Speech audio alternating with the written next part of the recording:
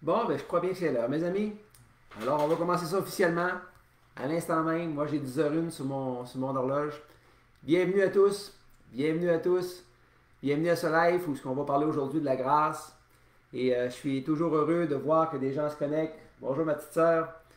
Les gens se connectent puis ils sont toujours prêts à venir entendre parler de la parole de Dieu. Pour moi, c'est une bénédiction. OK? Et aujourd'hui, comme je le dis, ben, on va parler de la grâce. Et si jamais que le cœur vous en dit, bien, paysez ce petit bouton partager parce que ça va être un sujet qui est primordial pour la parole de Dieu. La grâce prend une très grande place dans la parole de Dieu. Bonjour Jean-Patrick, bienvenue. Et merci à l'avance d'être là. OK? Avant de commencer mon sujet comme tel, on va se mettre un peu dans le contexte comme je le fais à chaque fois parce que c'est important. On va, euh, on va mettre des petites choses au point sur le départ. Là. Écoutez, Dieu, avant de créer le monde que nous connaissons présentement, là, il a fait un plan. Okay? Il y avait un plan bien établi et ce plan-là est parfait, parfait, parfait, comme lui est parfait. Euh, qui de vous, avant de commencer à faire un projet quelconque, n'a pas fait un plan avant? Okay? Afin que le but de ce projet-là ou les objectifs que vous avez faits puissent être atteints. Vous savez qu'il n'y a personne qui construit une maison sans plan. Hein? Sinon, la maison risque de ne pas ressembler à la maison que vous désirez. Et moi, personnellement, vous savez, plusieurs d'entre vous le sachent que je suis en affaires depuis déjà plusieurs années. Et quand je me suis présenté devant mon banquier pour mon projet d'entreprise, ce dernier m'a demandé un plan d'affaires, afin de vérifier si mon projet se tenait. Bien entendu, lorsque vous faites un plan, de notre côté, bien, il faut prévoir des imprévus. Parce que vous savez, il y en a des imprévus. Il faut souvent penser à un plan B, souvent un plan C. Étant donné qu'on n'est pas parfait, bien, il est certain qu'il y a des choses qui vont arriver et ces choses-là n'étaient pas prévues. Cependant, ce que je peux dire avec l'expérience, dans tout plan que nous, êtres humains, on fait, il y a toujours des imprévus auxquels il faut faire face. Et ce qui fait qu'on passe à travers ces imprévus-là, ben, c'est notre détermination et la passion que nous avons concernant notre projet. Pour ma part, personnellement, et là je parle pour moi, je le sais c'est quoi d'avoir des imprévus. Je sais aussi une chose, c'est que c'est beaucoup moins fatigant et stressant lorsque tu as Dieu dans ta vie pour faire face à ces petits imprévus-là. Okay? Et Dieu dit dans les Écritures de ne s'inquiéter de rien. Alors si on se repose sur ça, déjà là, le fardeau est beaucoup moins lourd. La différence entre Dieu et nous, vous le savez tous, c'est que Dieu est parfait. Donc, avec Dieu, il n'y a pas d'imprévu dans son plan. Son plan est parfait. Il se déroule sous nos yeux comme une horloge. C'est précis. Et nous pouvons, quand on voit le plan s'accomplir, bien, la seule chose qu'on peut être, c'est être en admiration devant cette perfection. Tout d'abord, avant de créer le monde, qu'est-ce qu'a fait Dieu? Je suis certain qu'il a visualisé son projet. OK? Il a visualisé son projet alors que le monde n'était même pas encore fait. Il n'y avait rien. Dans sa perfection, là, Dieu il connaît toutes choses. Dieu avait le but de créer un peuple immense qui allait l'adorer, bien entendu, et qui allait le servir. Premièrement, il faut savoir que Dieu a créé le monde qu'on connaît présentement juste pour une chose, pour son propre plaisir. Dieu n'avait pas besoin de nous. Dieu n'a jamais souffert de solitude. Si on n'était pas là, il serait encore Dieu et il serait autosuffisant. Il nous a créés pour son plaisir, afin que nous, ces créatures, on puisse avoir le bonheur de le connaître. Dieu ne voulait surtout pas créer des êtres qui ne correspondent pas à lui-même. C'est la raison pour laquelle il nous a créés à son image. Dieu nous a créés à son image pour une bonne raison. Il voulait avoir une relation avec nous. Okay? Il a imprimé ça en nous, quelque chose qui lui ressemble. C'est pour ça qu'on a été créé à son image. En effet, Dieu est esprit. Et comme je le mentionnais, il semble évident que l'intention de Dieu dans ce choix et de permettre une relation, une communication avec ces créatures. Dieu, là, malgré qu'il soit infiniment plus grand et plus puissant que nous, malgré son infinie sagesse et sa perfection absolue, ça semble gros, mais c'est ça qui est Dieu. Il a voulu cette relation-là avec les hommes. Blaise Pascal, qui est une personne que je ne connais pas particulièrement, a dit « Il y a dans le cœur de chaque homme un vide en forme de Dieu. » C'est ce qui souligne que de la part de notre Créateur, nous sommes faits pour accueillir la présence de Dieu en nous. On est faits pour ça. On est faits pour accueillir la présence de Dieu en nous, pour vivre une vie d'homme ou de femme sur cette terre, avec notre cœur tourné vers celui qui est notre Créateur. Okay? Et j'irais même jusqu'à dire, ça devient notre raison d'être quand on s'assoit comme il faut, qu'on prend le temps d'y réfléchir. Il nous a créés libres de nos décisions. C'est comme lui. Lui est comme ça aussi. Mais étant doué d'une intelligence parfaite, il a fait en sorte que nous dépendions de lui pour avoir une vie épanouie et remplie de bonheur. Alors, si je reviens un petit peu en arrière, Dieu prend la décision de créer l'univers et décide d'y créer l'homme et la femme à son image. Dieu, sachant toutes choses, il savait que l'homme allait lui désobéir en voulant suivre son propre chemin. Je vous rappelle que Dieu a créé l'homme avec la liberté de prendre ses décisions, ses propres décisions. Bien entendu, les décisions, ils ne sont pas sans conséquences. Okay? Dieu, dans son plan, a établi immédiatement, avant la création du monde. Il faut prendre bien conscience que tout ce que je vous dis là, c'est arrivé avant la création du monde. Il a prévu déjà, avant la création du monde, un plan de rédemption afin de donner la possibilité à ceux qui le voudront bien de se sortir des conséquences de la désobéissance de la créature envers son Créateur. On va parler un petit peu plus tard de ces conséquences-là. Mais pour l'instant, on va rester avant la création. Dieu, sachant que l'homme allait lui désobéir et que cette désobéissance allait avoir pour conséquence une séparation d'avec son Créateur, il a décrété que ceux qui allaient utiliser son offre de rédemption par Jésus-Christ, qu'on allait les appeler les élus, et que ceux qui n'acceptaient pas cette offre de rédemption, bien, allaient être condamnés pour l'éternité. Ça fait partie du plan de Dieu. Dieu ne fait rien pour rien. Okay? Ce que Dieu accorde aux élus, c'est une grâce. C'est-à-dire, c'est une faveur qui nous est accordée et qu'on ne mérite pas. C'est ça, une grâce. On peut dire que les élus, ce sont des gens qui sont sauvés de la condamnation qui pèse sur tout être humain, là, à cause de la désobéissance d'Adam et Ève. Alors, comme résultat, on voit deux groupes. On voit des êtres humains qui sont condamnés pour l'éternité. Et on voit aussi des êtres humains qui sont condamnés aussi, mais à qui une grâce a été faite. Une grâce qui efface toute condamnation. Donc, on peut dire qu'ils sont sauvés de cette condamnation-là. Vous savez, ce que Dieu dit, il le fait. Ça, mes amis, pour moi, en tout cas, c'est réconfortant. Okay? C'est la raison qui fait qu'on peut se fier sur lui. Il n'a pas créé l'homme pour ensuite le détruire. Ce n'est pas ça le plan de Dieu. Dieu est amour et il aime sa création. Il va donc tout faire pour la sauver. Okay? Il va aller jusqu'à mourir sous la croix pour elle. Et le livre de Jean, au chapitre 15 et verset 13, il dit « Il n'y a pas de plus grand amour que de donner sa vie, sa propre vie, pour ses amis. » Ça, c'est Dieu.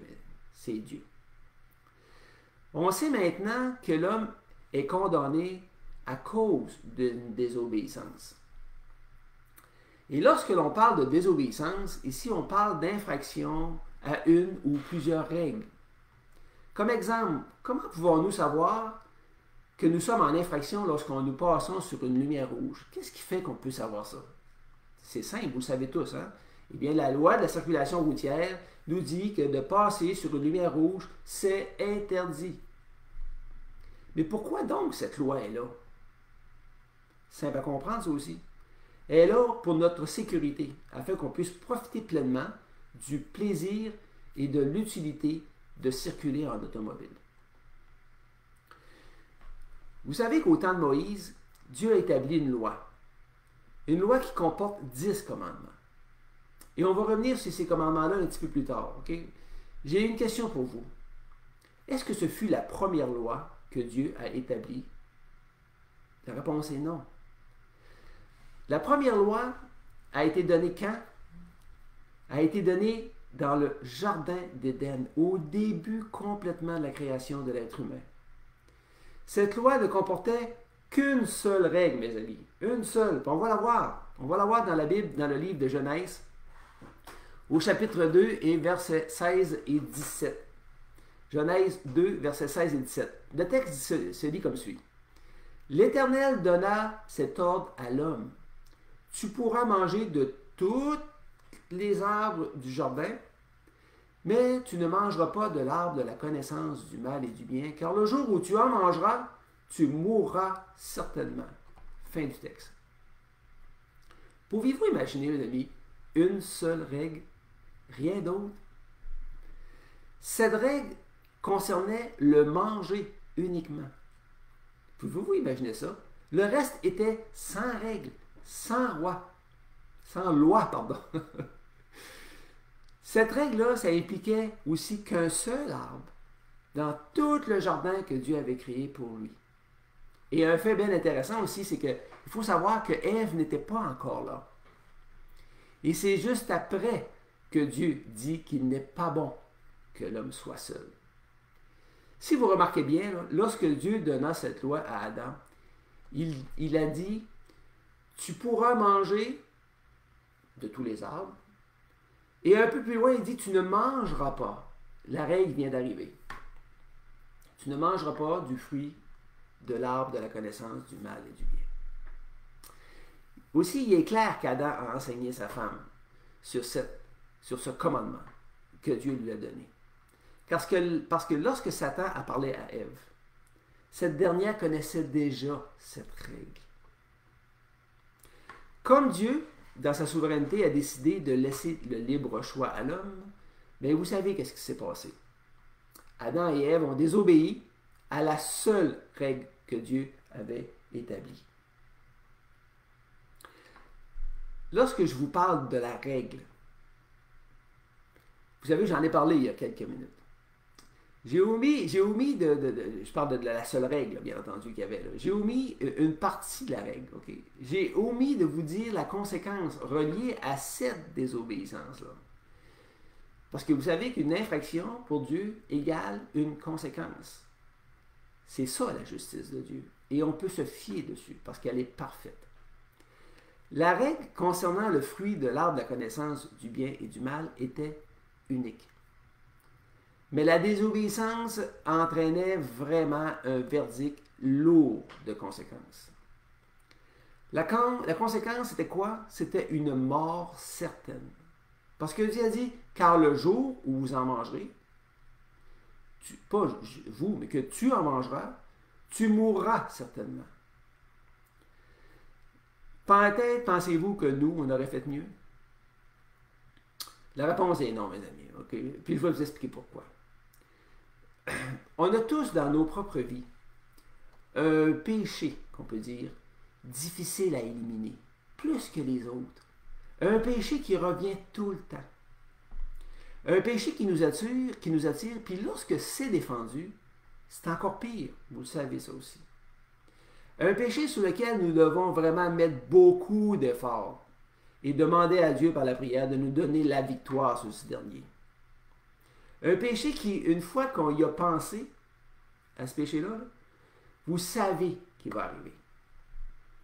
Et ça, je peux vous le prouver dans le livre de Jacques au chapitre 14 et le verset 15. Écoutez bien ce que Jacques dit. Mais chacun est tenté quand il est attiré et amorcé par sa propre convoitise. Puis la convoitise, lorsqu'elle a conçu, enfante le péché. Et le péché étant consommé, produit la mort. Prenez donc ce péché-là là, et faites en sorte qu'il devienne la seule règle que Dieu vous donne à ne pas enfreindre. Tout le reste est permis, sauf celui-là.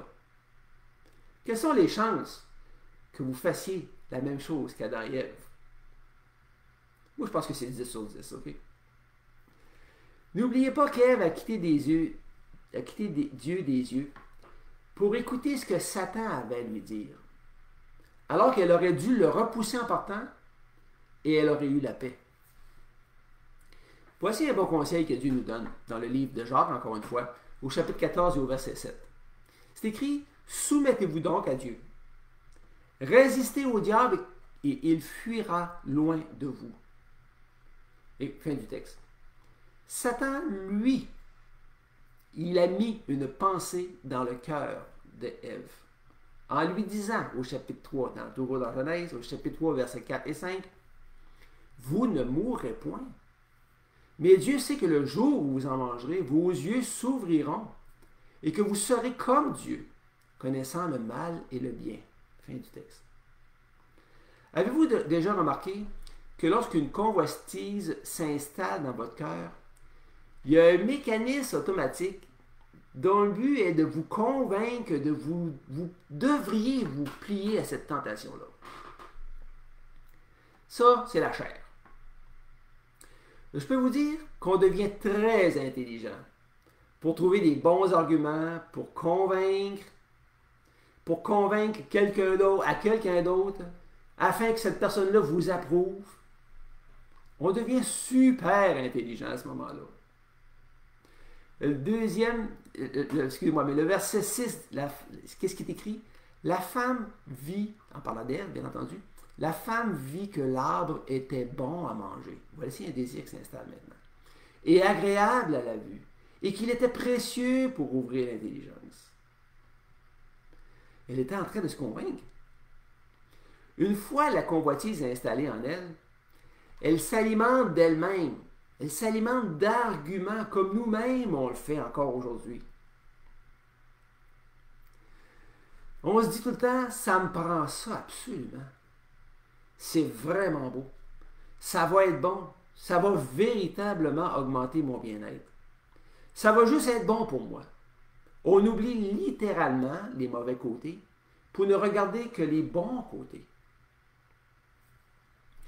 Le processus du péché, il est déjà enclenché à ce moment-là. Okay? La plupart du temps, il est déjà enclenché. Il est trop tard. Le péché est plus qu'à la porte. Il est en train de faire son œuvre.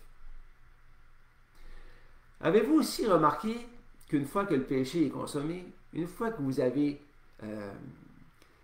satisfait ce désir, ces besoins, cette tentation, le mécanisme automatique qu'on a d'essayer de trouver des côtés positifs, il débarque automatiquement. Et on revient à la réalité. On voit maintenant les côtés négatifs de notre péché. On a acheté quelque chose qui coûtait plus cher, trop cher pour nous, mais on l'a acheté pareil. Puis après ça, on s'assied, on regarde, on a dit, qu'est-ce que j'ai fait là?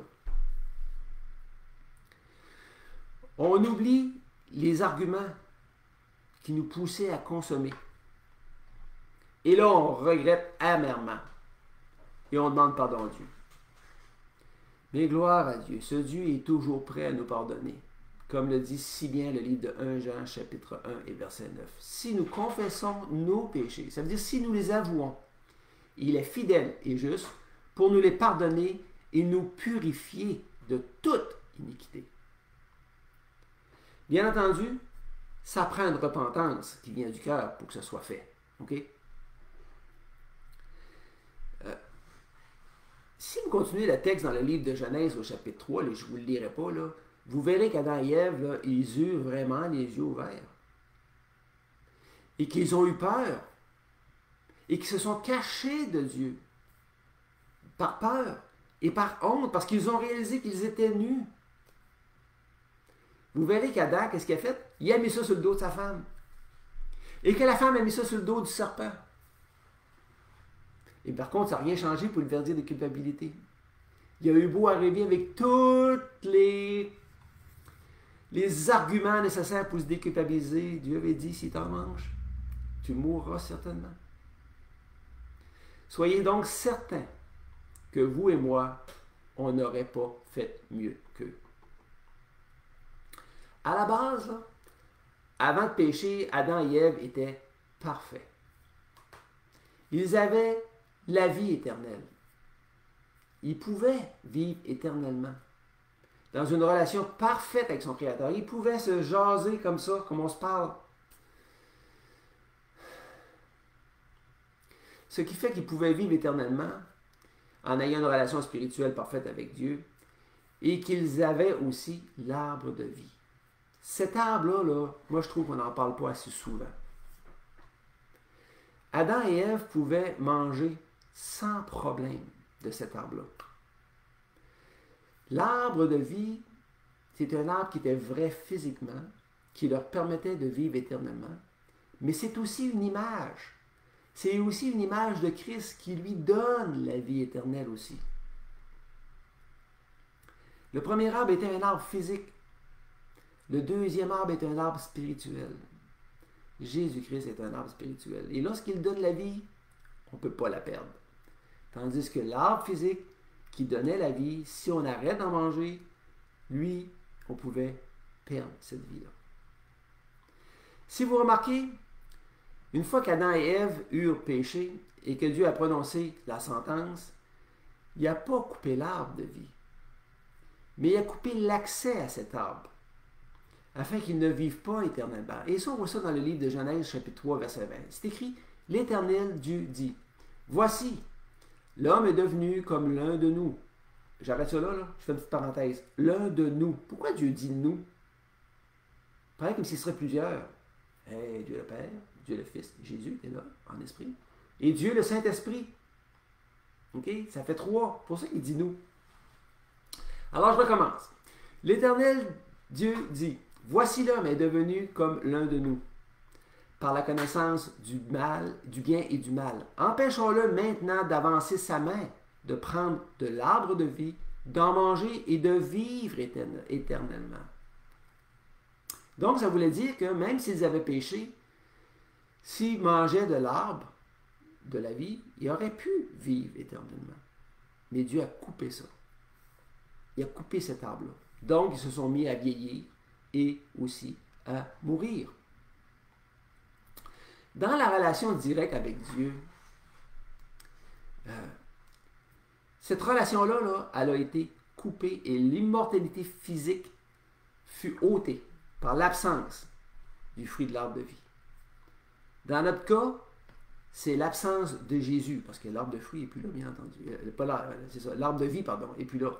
C'est l'absence de Jésus qui fait qu'on est coupé de cette vie éternelle-là. Le corps, il va mourir, c'est certain. Et la relation directe avec Dieu a été coupée. C'est là que la vie que nous connaissons aujourd'hui commence avec un corps qui va mourir et aussi une relation qui est coupée d'avec Dieu. Dieu a prononcé cette condamnation-là et elle s'exécute dans son plan. Plus tard, Dieu y a renforcé la loi en donnant à Moïse 10 commandements. Pourquoi Dieu a-t-il fait ça? Dieu n'a pas été capable d'observer un seul commandement et voilà qu'ils en rajoutent 10. Au début, la loi comportait un seul commandement. Et maintenant, il y en a 10.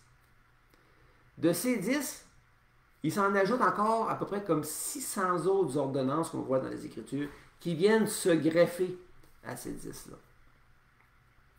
Dieu demandait au peuple juif de suivre la loi et ses ordonnances. Alors, croyez-vous, mes amis, qu'ils étaient capables? La réponse est non, bien entendu. Pas plus que nous. Pour avoir accès à la vie éternelle, Dieu demande seulement d'être parfait. Juste ça. Que faut-il faire pour être parfait? Il faut suivre tous ses commandements et ordonnances sans jamais faillir à un seul. Et c'est pas rien. Le péché est le manquement à au moins l'un de ces commandements-là. Et Jacques, dans le livre de Jacques, au chapitre 2, verset 10, on peut y lire « Car quiconque observe toute la loi, mais pêche contre un seul commandement, devient coupable de tous. » Hey, ça, c'est toute une déclaration. Comment imaginer ça? Comment qu'on peut imaginer ça? Comment comprendre le fait que si on manque un seul commandement, on perd carrément la vie éternelle? Bien, j'ai une petite image pour vous. J'ai une petite image qui va vous aider vraiment à comprendre, parce qu'une image, ça aide beaucoup souvent. Supposons qu'on a un plafond au-dessus de nous, assez haut, très haut, et que ce plafond-là représente Dieu. Vous êtes maintenant suspendu au plafond par une chaîne avec 10 grosses mailles. Ici, on peut dire que ça représente les 10 commandements. Bien, votre chaîne, là, elle va être aussi forte que le plus faible de ces maillons. Et si vous manquez à un seul commandement, la chaîne va se casser et vous perdez le contact. Vous voyez la chute? Pourtant, les 10 commandements étaient là, mais il y en a un qui était faible.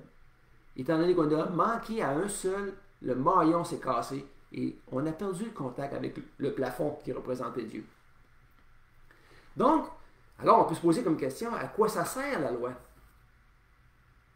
Bien, je vais vous dire que la loi est là simplement pour révéler, pour montrer le péché.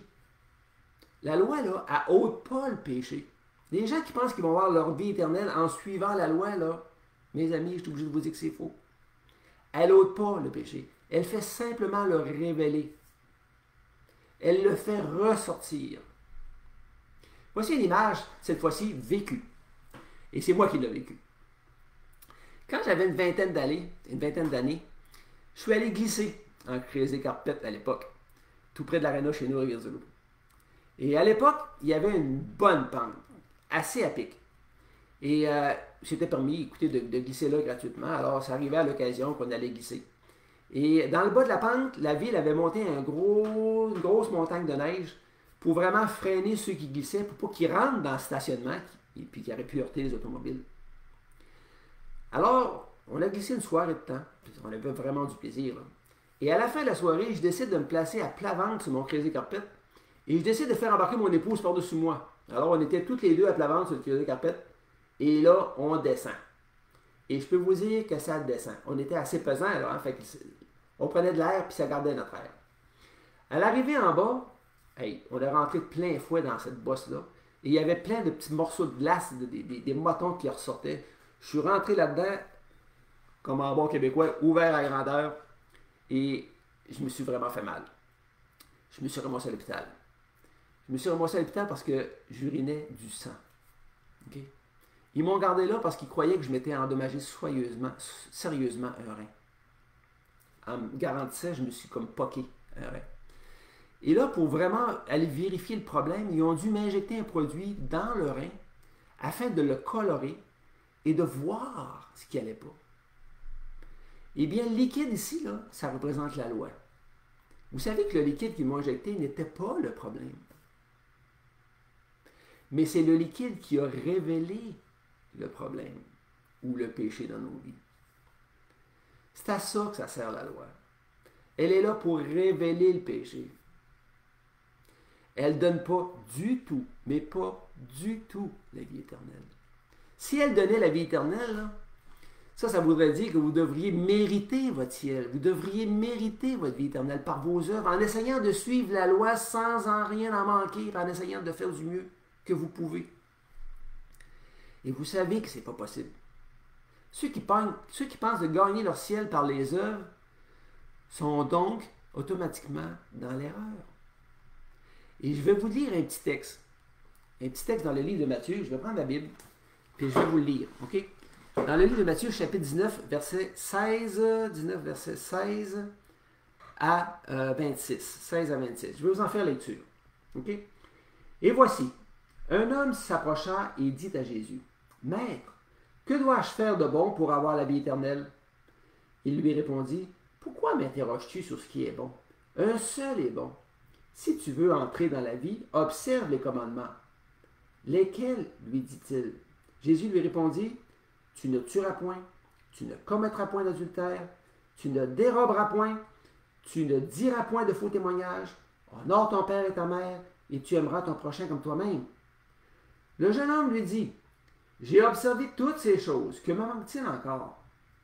Jésus lui dit, si tu veux être parfait, va, vends tout ce que tu possèdes et donne-le aux pauvres, et tu auras un trésor dans le ciel. Puis viens et suis-moi. Après avoir entendu ces paroles, le jeune homme s'en alla tout triste, car il avait de grands biens. Jésus dit à ses disciples, je vous le dis en vérité, un homme entrera difficilement dans le royaume des cieux. Je vous le dis encore, il est plus facile à un chameau de passer par le trou d'une aiguille qu'à un riche d'entrer dans le royaume de Dieu. Les disciples ayant entendu cela furent très étonnés et dirent, qui donc peut être sauvé? Jésus les regarda, écoutez bien ce qu'il a dit, et il leur dit, aux hommes, cela est impossible. Pourquoi? Parce que le jeune homme, il voulait faire quelque chose. Mais à Dieu, tout est possible. Fin du texte. Si vous remarquez, Dieu ne lui a pas parlé du premier commandement. Le premier commandement qui était « Tu aimeras le Seigneur ton Dieu de tout ton cœur, de toute ton âme, de toute ta pensée. » Il était riche et sa richesse passait avant Dieu. Le jeune homme riche, à ce moment précis, il a fait son choix. Si vous regardez au verset 25-26, les disciples ils se demandaient « Mais qui donc peut être sauvé? » Puis le verset 26 le dit clairement. Jésus les regarda, j'imagine, Jésus les regarda et leur dit, aux hommes cela est impossible, mais à Dieu tout est possible. Alors si vous tentez de mériter votre ciel, mes amis, je vous le dis tout de suite, c'est impossible.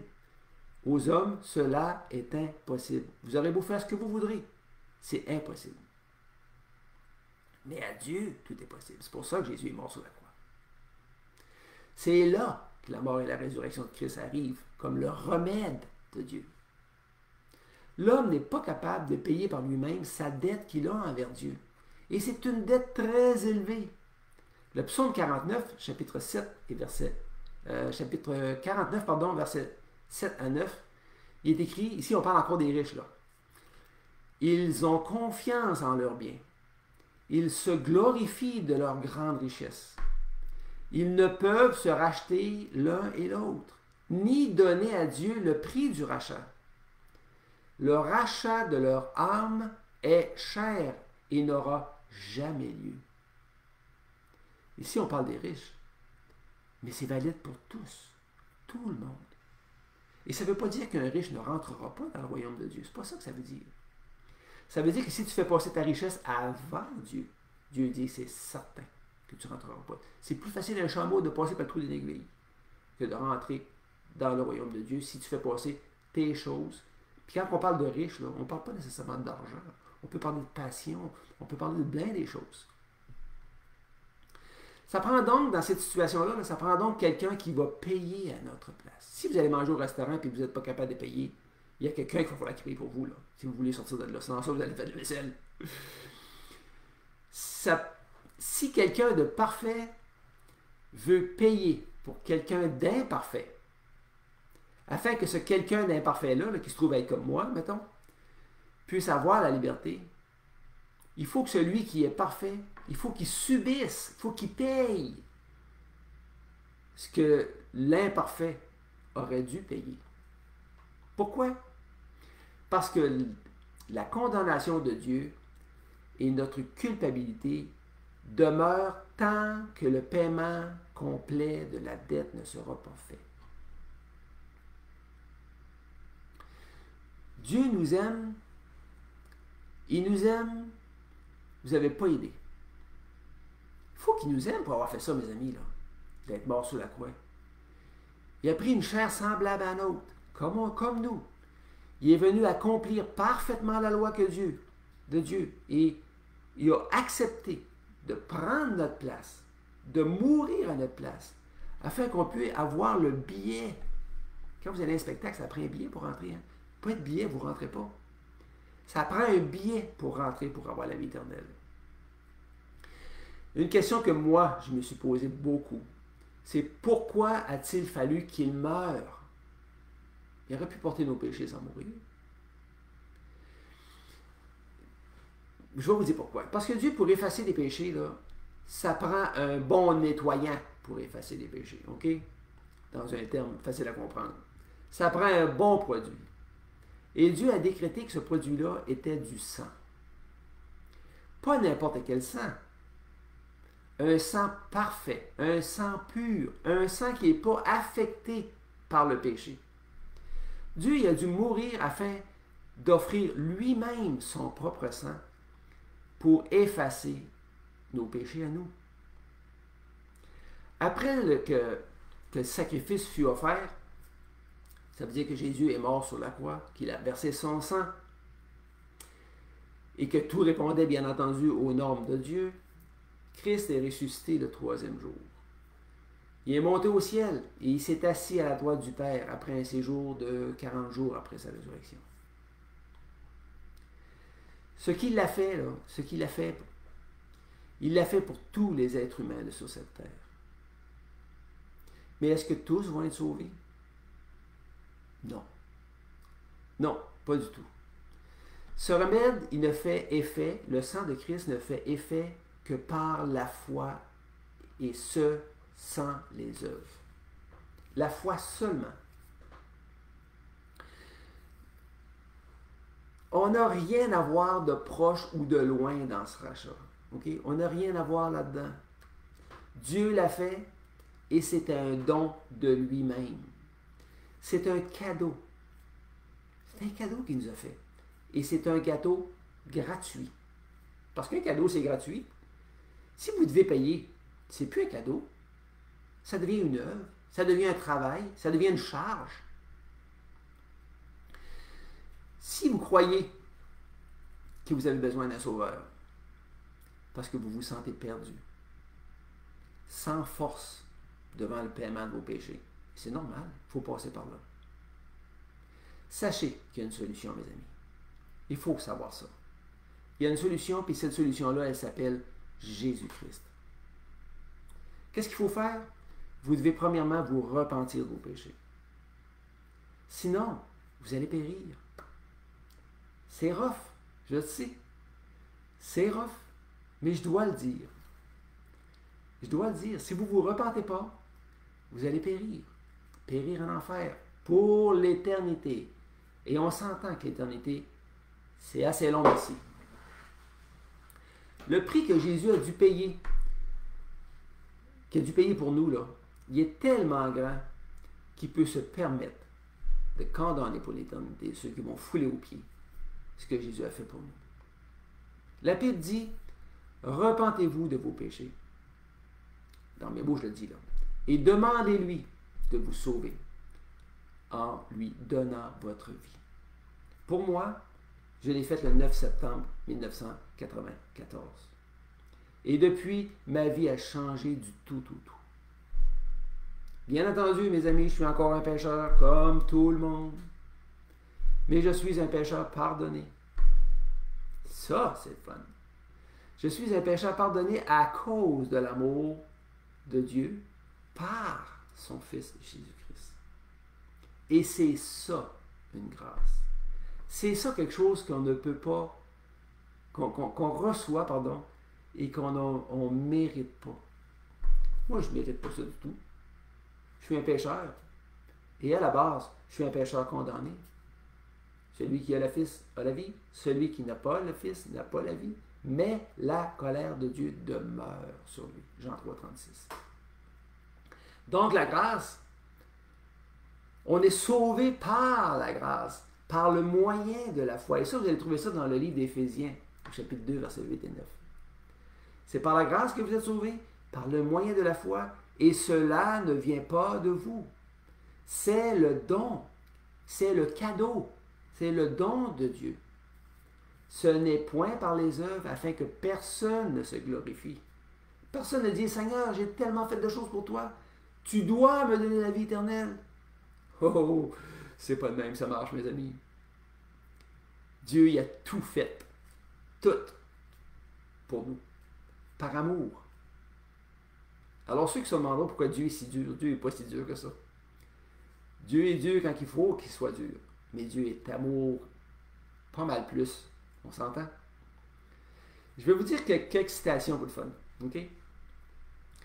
On sait que la loi, les 10 commandements, est venue par Moïse. Mais la grâce, elle, est venue par Jésus-Christ.